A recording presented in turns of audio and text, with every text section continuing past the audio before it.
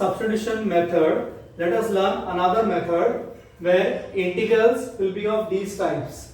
What is that? Purely of trigonometric ratios only, that to sine, cos, and p, q, r, s are constants. That is integral of the form p cos x plus q sin x upon r cos x plus s sin x, where p, q, r, s are constant numbers. Or it is integral of p e raised to x plus q upon r e raised to x plus s, either purely exponential or purely trigo.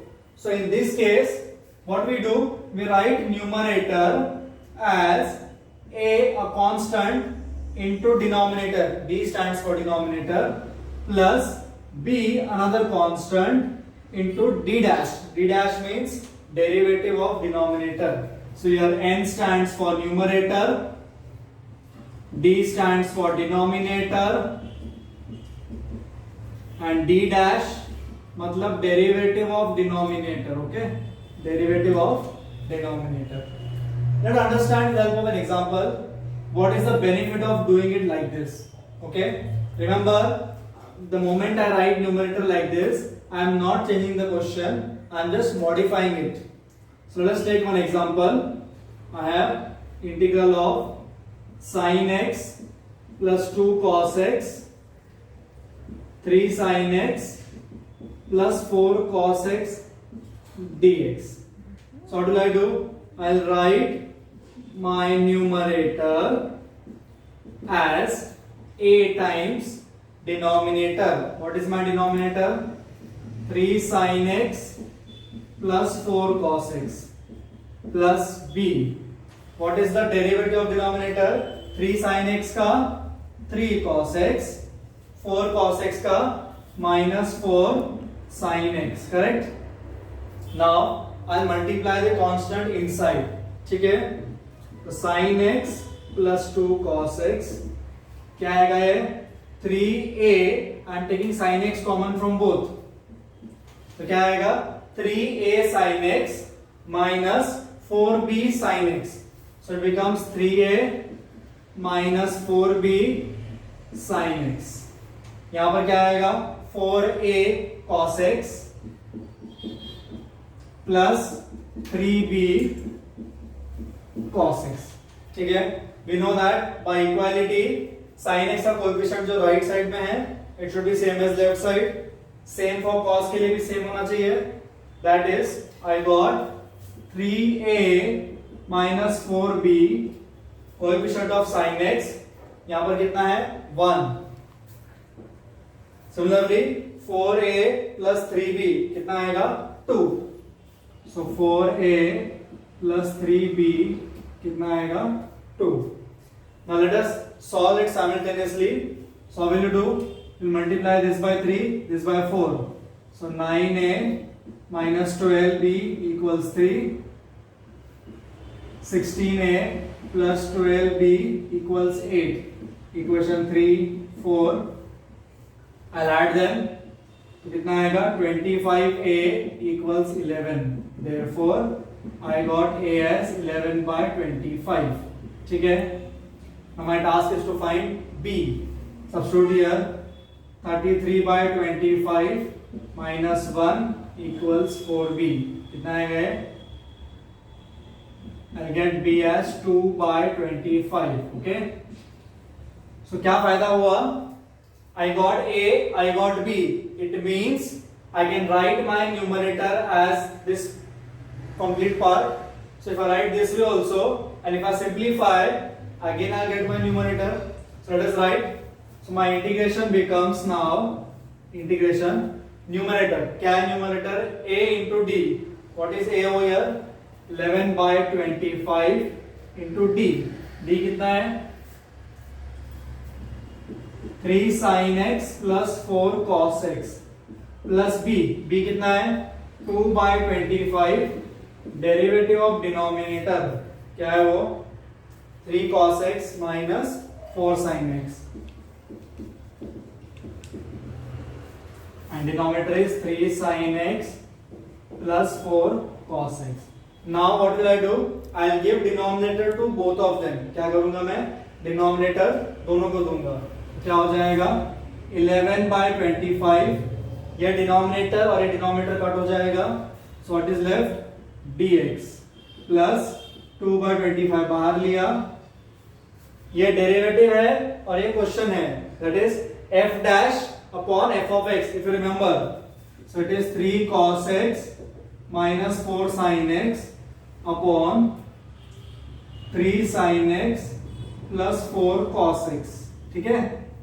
तो इसका integration x, see the wonderful thing we have done, we have get rid of denominator very easily, plus 2/25, ये derivative है और ये question है, so what is the answer, log f of x or log of denominator, this is your answer, okay। So we'll do 2 more sums, then understand how to directly write the answer except a and b, okay। We'll see.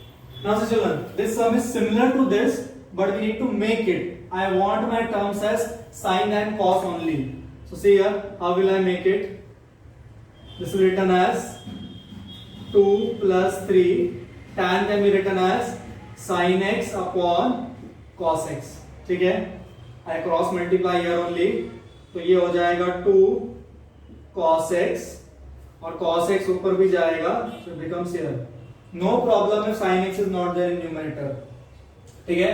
अभी क्या करेंगे, I'll write the numerator cos x as a into denominator, क्या है denominator, 2 cos x plus 3 sin x, है ना, plus b, इसी का derivative आएगा, तो -2 sin x plus 3 cos x, ठीक है। Again will do the same thing what we did, so क्या आएगा cos x, I will take cos common, कितना आ रहा है cos के लिए, 2a plus 3b cos x, correct, plus 3a minus 2b sin x। Now see, cos x है, so they will equate as 1, 2a plus 3b, कुछ नहीं है मतलब 1, sin x यहाँ पर है, there is no sin x, so 3a minus 2b क्या आएगा 0। Again I'll solve them simultaneously, correct? Let us solve, क्या करेंगे, इसको 2 से और इसको 3 से, so 4a plus 6b equals to, इसको 3 से 9a minus 6b equal to 0।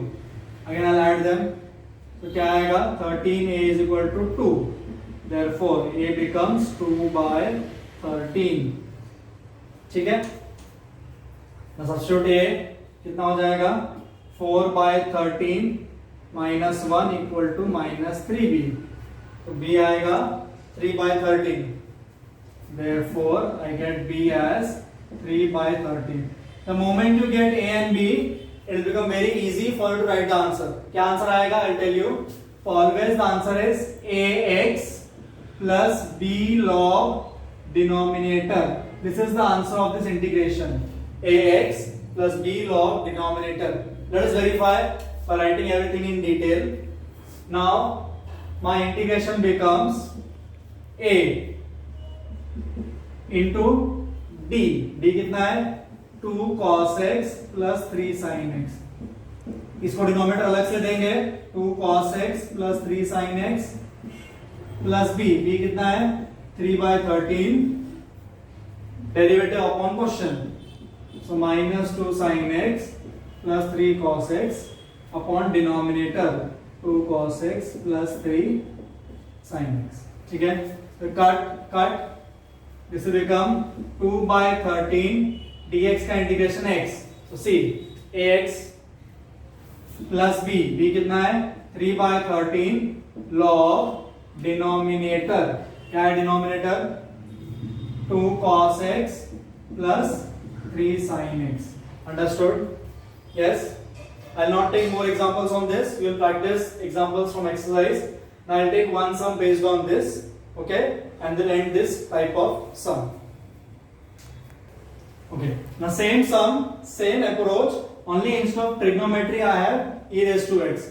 So again I'll write my numerator as a into denominator plus b into इसका डेरिवेटिव क्या आएगा 2 e raised to x और 5 का 0.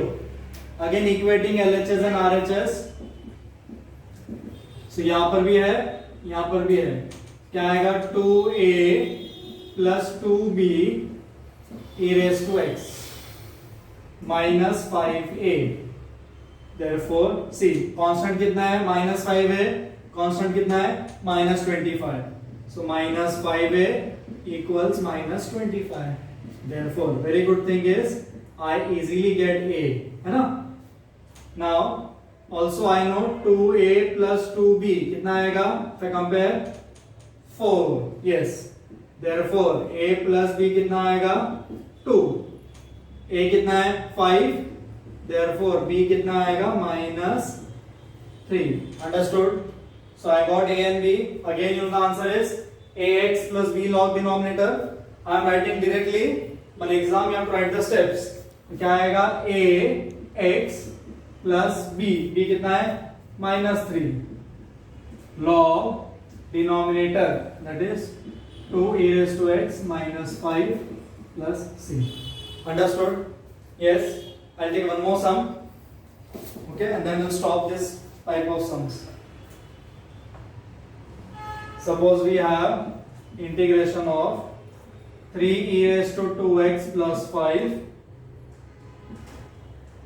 4 e raised to 2x minus 5. ठीक है? I'll just do it a little bit fast. So my numerator can be written as a into denominator, है ना? Plus b, इसका डेरिवेटिव कितना आएगा 8 e raised to 2x. Compare मैं constant कितना है यहाँ पर -5a इक्वल टू 5. a कितना आया -1. ठीक है, इधर कितना है 3. ये कितना है 4a प्लस 8b. सो 4a प्लस 8b. सो 3 -4 कितना आएगा 7/8, है ना? Correct. Yeah. So therefore b is equal to 7/8. a और b मिल गया, तो you know answer ax plus b. b कितना है 7/8 log डिनोमिनेटर कितना है वो 4 e raised to 2x minus 5 plus c. ठीक है, थैंक यू.